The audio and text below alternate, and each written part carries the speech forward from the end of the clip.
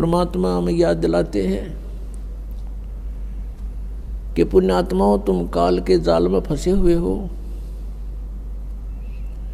और जिस सुख को तुम छोड़ आए हो सतलोक में, उसको तुम यहां खोज रहे हो। जो सुख आपको अपने घरों में होता है, उस फैसिलिटी को आप जेल में चाह रहे हो, वो कभी नहीं हो सकती। तो ये 21 ब्रह्मांड जेल है काल की।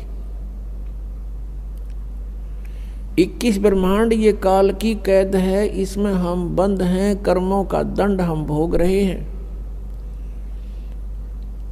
और संस्कारों के बंधन से, रस्से से, बेड़ियों से हमें बांध रखा है और इस जेल में हम सुख ढूंढ रहे हैं। ये हमारी अज्ञानता और भोलापन है। इसके विषय में भगवान बता रहे हैं कि तन धर सुखिया कोई नहीं देखा। हमने, परमात्मा कहते हैं, इसी 21 ब्रह्मांड में दौरा कर लिया, कोई भी जीव सुखी नहीं पाया हमने। परमात्मा कहते हैं हम ब्रह्मा के पास गए तो वो महादुखी, विष्णु के पास गए उसने भी सैकड़ों चिंताएं अपनी बताई, शंकर जी के पास गए वो भी दुखी। और फिर कहते हैं कोई पूरी पृथ्वी का शासक हो, भूपति यानी पूरी पृथ्वी का शासक हो, उदय अस्त का राज जिसके पास हो, उदय माने जहाँ से सूर्य निकलता है, अस्त जहाँ छुपता है, अर्थात पूरी पृथ्वी पर जिसका शासन हो,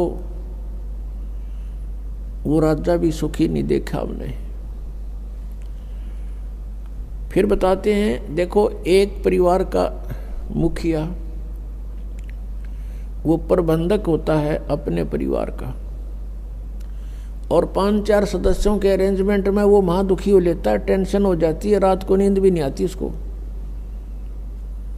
और राजा एक अक्षेत्र का प्रबंधक होता है, मुखिया होता है, तो वो कैसे सुखी हो सकता है? ये तो हमारी एक अज्ञान, हमने सुख के नापण का आधार गलत ले रखा है, जिस कारण से हमने महादुखी आदमी, व्यक्ति सुखी दिखाई देता है। उसके लिए परमात्मा हमें बताना चाहते हैं कि भाई घाटे बाद सब जग दुखिया। घाटा मीन हानि होगी किसी व्यवसाय में, वो तो नेचुरल दुखी, और जिसके घना धन हो गया वो महादुखी। 100 अरेंजमेंट सोचेगा, 20 लाख का बेनिफिट हो गया तो 50 लाख की कोई फैक्ट्री ला लेगा, अगले दिन मजदूरा हड़ताल कर माथा टेक कर बैठ जाएगा, क्या होगा, मेरे 1 करोड़ डूब गया, फलान डूब गया, रात दिन नींद नहीं आती उसको। कहने का भाव ये है कि यहाँ कोई प्राणी सुखी नहीं,